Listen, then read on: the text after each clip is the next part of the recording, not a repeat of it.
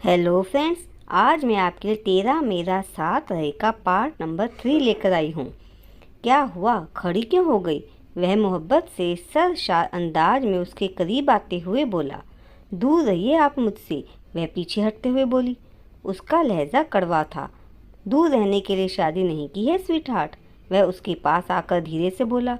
उसकी आवाज़ उसे परेशान करने लगी। ज़्यादा स्मार्ट बनने की जरूरत नहीं है, मुझे पता है कि यह सब आपने ही किया है। बोलिए, क्या किया है? वह मुस्कुराते हुए बोला। शादी तोड़वाना, ये काम आपका ही था ना?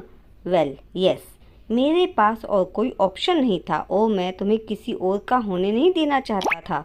उसे जरा भी अफसोस नहीं था। नैना के तन बदन में शोले दहक उठे थे। उससे उसकी तमाम उम्र का मान छीन कर भी वह कितने सुकून में था। आप क्या समझते हैं खुद को?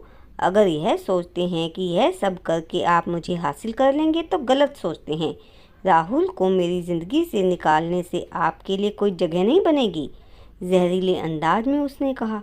और वह जैसे सुलग उठा था उसके लबों पे राहुल के नाम से। उसने नैना की कलाई पकड़ी और ना जाने उसकी चूड़ियों के कितने टुकड़े नीचे गिरे थे। उसने लम्हे के 1000वें हिस्से में उसे अपनी ओर खींच लिया था। उसने उसकी गिरफ्त से छूटने की नाकाम कोशिश की थी, लेकिन वह 6 फीट का लंबा सेहतमंद इंसान, उसकी मजबूत बाजुओं से छूट पाना उसके लिए नामुमकिन था। चंद लम्हे बाद उसने उसे अपनी गिरफ्त से आज़ाद किया था। वह तो चकित रह गई थी। ऐसे रिएक्शन की उसे उम्मीद बिल्कुल भी नहीं थी।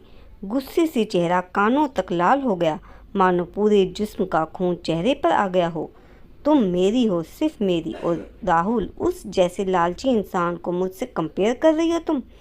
मैंने हमेशा तुम्हें चाहा है और मैं किसी और का नाम एज माई पोजीशन तुम्हारे होठों पर बर्दाश्त नहीं करूँगा, वह उसे वार्न करते हुए बोला। तो क्या करोगे? बोलो, क्या करोगे? मार डालोगे मुझे? ज़बरदस्ती करोगे मेरे साथ? वह तो होश खो बैठी थी अपने।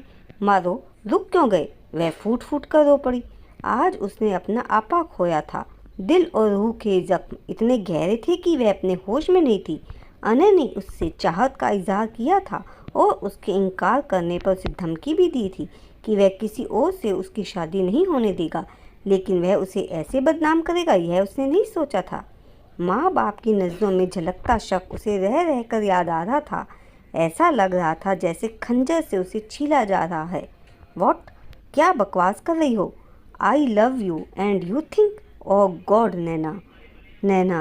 वह बेहोश होकर नीचे गिरी थी। शायद जहनी दबाव बर्दाश्त से बाहर हो गया था। उसे बेहोश गिरा देखकर उसकी सारी हीरोगिरी निकल गई थी।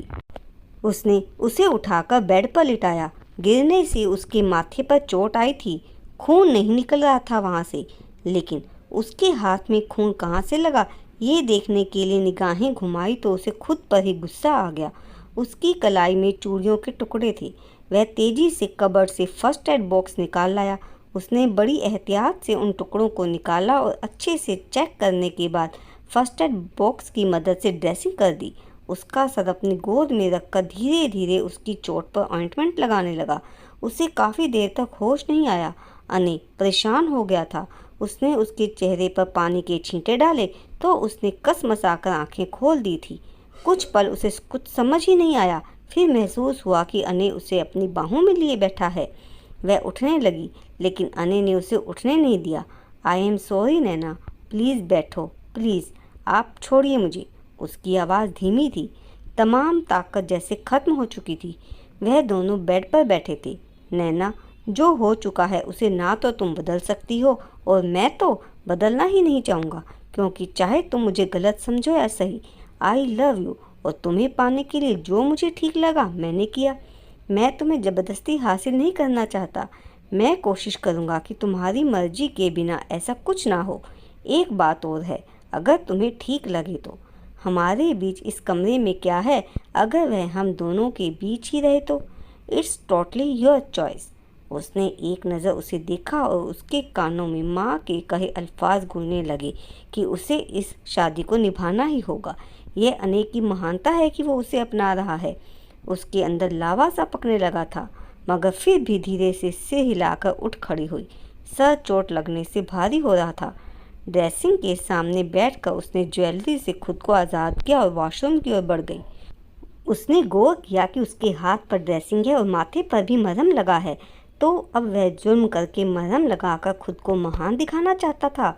उसने सर झटका और दुपट्टा हटाने लगी। बाहर आई तो सादा पिंक सूट पहने हुए थी, ज्वेलरी के नाम पर। नाक में नोजपिन के अलावा और कुछ नहीं पहना था और हाथों में चूड़ियाँ थी। लंबे काले बाल खुले थे, चेहरे पर अभी भी मेकअप का जादू जगा था। वह उसके पास सोना नहीं चाहती थी, इसलिए सोफे पर सोने के इरादे से ब्लैंकेट देखने लगी। लेकिन वहाँ एक ही ब्लैंकेट था। हम जब तक चाहेंगे एक कमरे में एक बिस्तर पर एक ब्लैंकेट में भी फासला मेंटेन रख सकते हैं, और अगर नहीं चाहेंगे तो अलग सोने से भी कुछ नहीं होगा। अने की बात सुनकर वह चंद लम्हों के लिए खड़ी रह गई।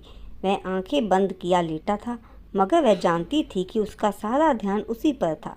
उसने सीने में अटकी सांस को खारिज किया और बेड की तरफ बढ़ गई। तो दोस्तों, क्या ये अने का असली चेहरा है, या वो फिर नैना का प्यार ही पाना चाहता है? देखने के लिए अगला भाग जरूर देखिएगा। धन्यवाद।